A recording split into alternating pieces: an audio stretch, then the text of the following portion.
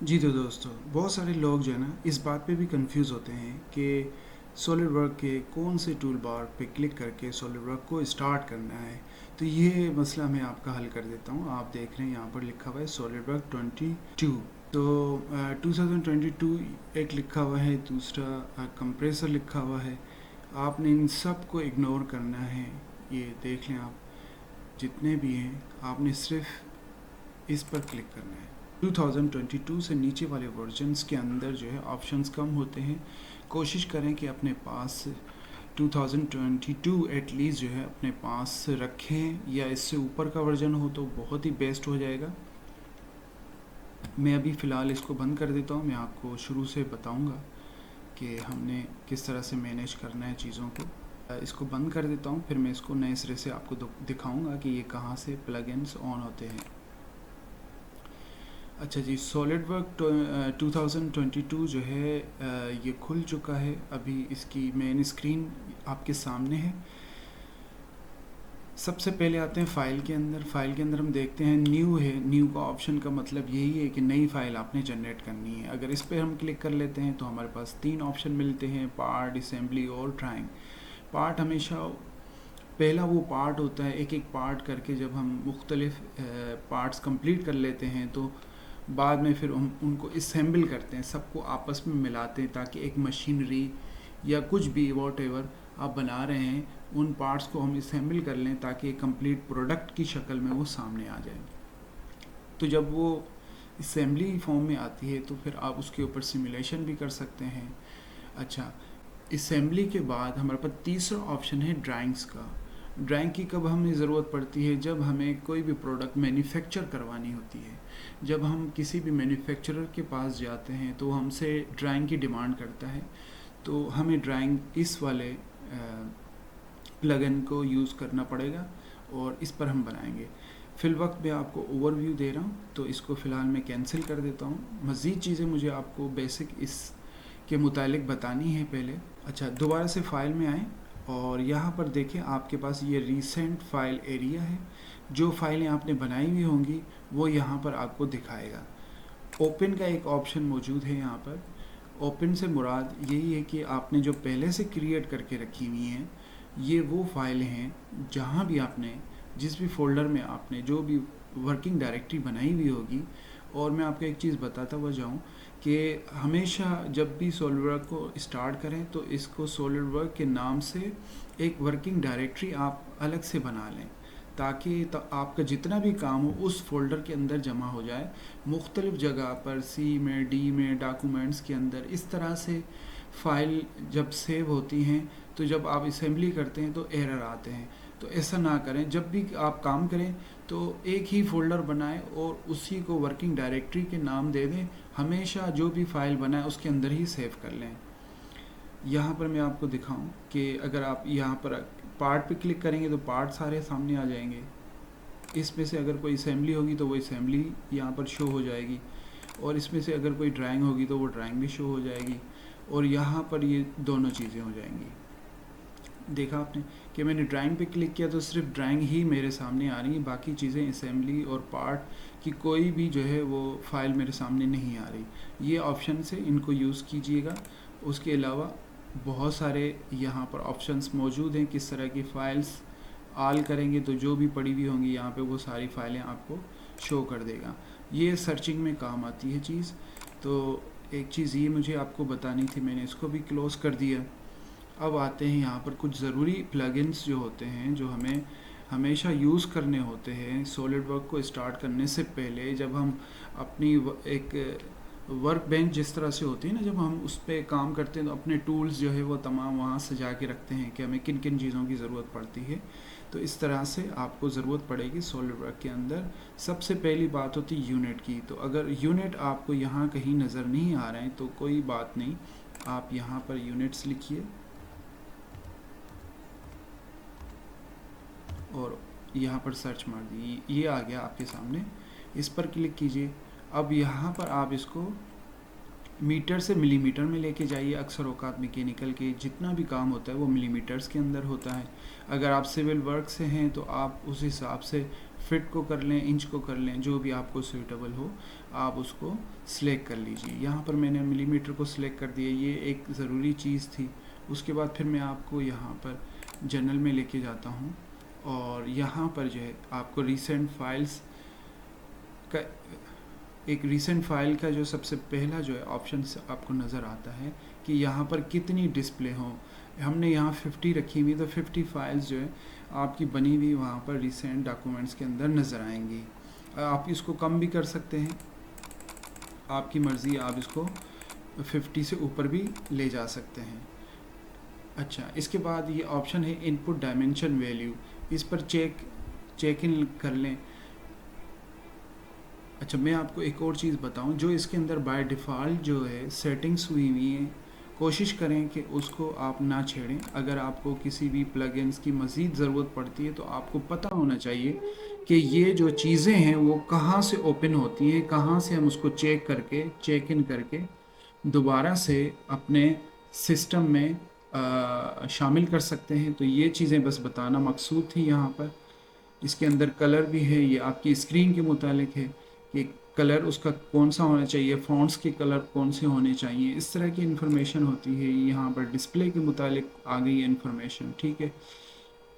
Hidden line किस में होने चाहिए, उसके एजेस कैसे होने चाहिए। हिडन लाइन हमेशा डैश में होती है, तो डैश में होने चाहिए। देखें, बाय डिफ़ॉल्ट सॉल्टवर्क ने आपका ये मसला पहले से ही हल किया हुआ है, बहुत सारी चीज़ों की आपको ज़रूरत नहीं पड़ती। हाँ, इन केस जब आप कोई काम कर रहे होते हैं तो उस वक्त आपको किसी ख़ास प्लगइन की ज़रूरत पड़ती है, तो आप उसको यहाँ सेटिंग्स में जा कर के आप इन तमाम प्लगइन्स को ओपन कर सकते हैं, ठीक है। तो अभी यहाँ पर ज़्यादा हम टाइम नहीं लगाते क्योंकि हमने अभी काम करना है, तो यहाँ से इसको ओके कर दीजिए।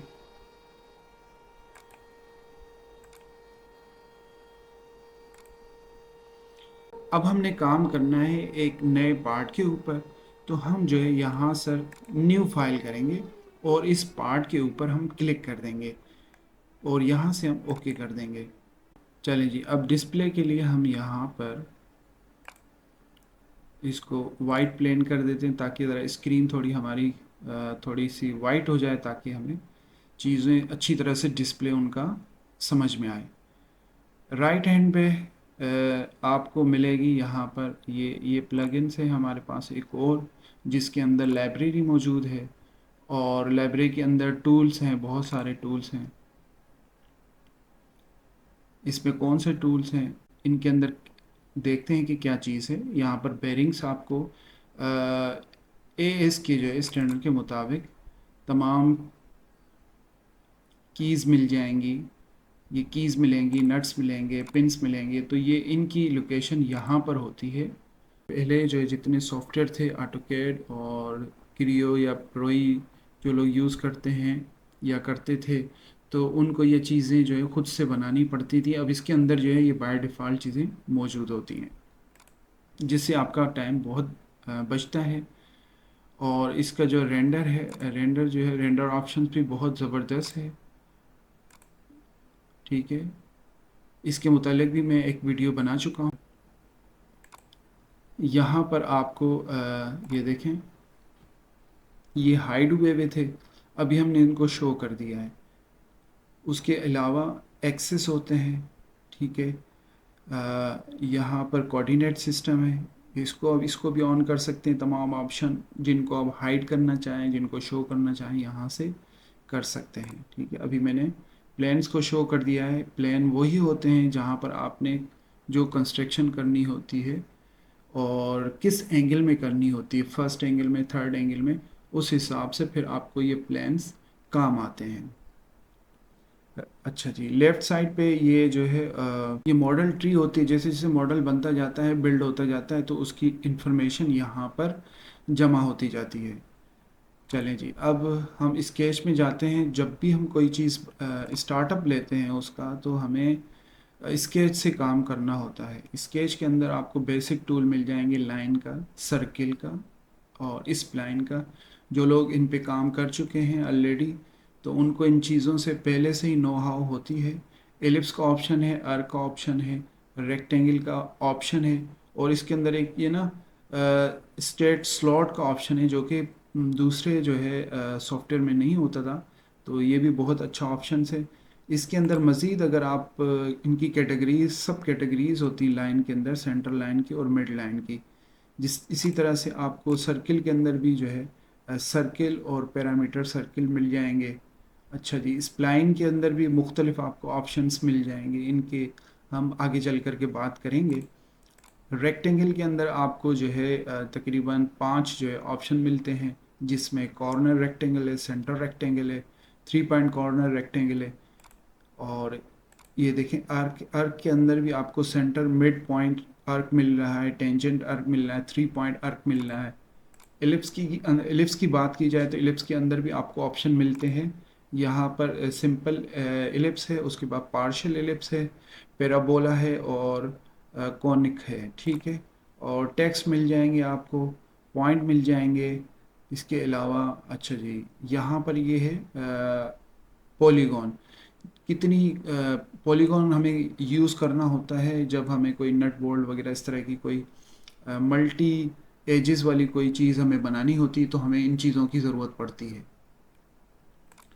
अच्छा जी, स्टेट स्लॉट है इसके अंदर, सेंटर पॉइंट स्टेट स्लॉट है, 3 पॉइंट आर्क और सॉलिड स्लॉट है हमारे पास, सेंटर पॉइंट आर्क स्लॉट है। मुख्तलिफ स्लॉट्स यहाँ पर हमें मिलती हैं यहाँ पर ऑप्शन। तो ये काम की रिक्वायरमेंट के ऊपर होता है, आप किस तरह का काम ले करके चलते हैं। अच्छा, इसमें और मज़ीद जो ज़रूरी चीज़ें हैं, जैसे यहाँ पर आपको फ्रंट प्लेन किस तरह से डिस्प्ले करना है, बैक, और इस तरह से लेफ़्ट में कैसे लेके आना है, राइट में कैसे लेके आना है। सेक्शन व्यू यहाँ पर मिल जाएगा आपको, इस पर क्लिक करेंगे सेंटर व्यू मिल जाएगा आपको। और यहाँ पर जैसे ही आप कोई भी पार्ट को शो करते हैं, देखें ये आइसोमेट्रिक व्यू मिल जाएगा आपको यहाँ पर। अच्छा जी,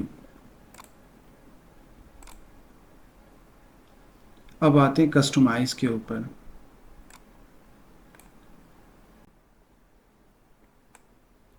अगर आप मोल्ड मेकर हैं तो आपने यहाँ पर इसको क्लिक कर देना है, तो ये मोल्ड के टूल तमाम यहाँ पर खुल जाएंगे। और अगर आप पाइप डिज़ाइनर हैं तो ये आपके पास इस तरह से पाइपिंग का ऑप्शंस यहाँ पर मिल जाएगा।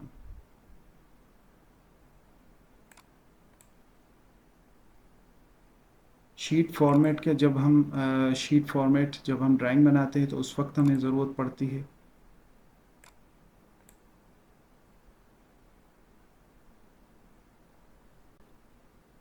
चलें जी, ये तो था थोड़ा सा ओवरव्यू। और मैं चाहता था कि आपको इन तमाम जो है चीज़ों के बारे में थोड़ी सी नॉलेज मिल जाए, ताकि आप अभी काम जब शुरू करें तो आपको किसी चीज़ की परेशानी ना हो, और आपको पता हो कि कौन सी चीज़ किधर पड़ी होती है, उसको किस तरह से ओपन करना है, किस तरह से उसको बंद करना है। शॉर्टकट्स बार भी है यहाँ पर मिल जाएंगे आपको।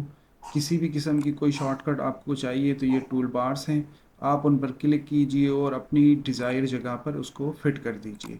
कमांड्स मौजूद हैं, ये मुख्तलिफ़ कमांड्स आप देख रहे हैं, जिस तरह की कमांड आपको रिक्वायर्ड है आप कस्टमाइज़ जो है कमांड्स जो है अपने सामने रख सकते हैं, जिन जिन की आपको ज़रूरत पड़ती है।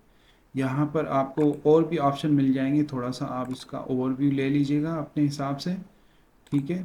तो यहाँ से अभी मैं इस लेक्चर को बंद करता हूँ, क्योंकि वीडियो फिर काफ़ी लंबी हो जाती है, आप लोग बोर हो जाते हैं। तो बाकी जो है काम हम इंशाल्लाह नेक्स्ट वीडियो में शुरू करेंगे स्केचिंग से, कि स्केच को हम लेके चलना है 1 बाई 1, किस तरह से कंप्लीट करना है असेंबली की तरफ, फिर असेंबली से ड्राइंग की तरफ। तो अगर आपको ये वीडियो इंफॉर्मेटिव लगी हो तो इसको लाइक कीजिएगा, और हमें हमारे चैनल को सब्सक्राइब कर लें, ताकि इस तरह की नई आनी वीडियो आपको बर वक्त मिलती रहें।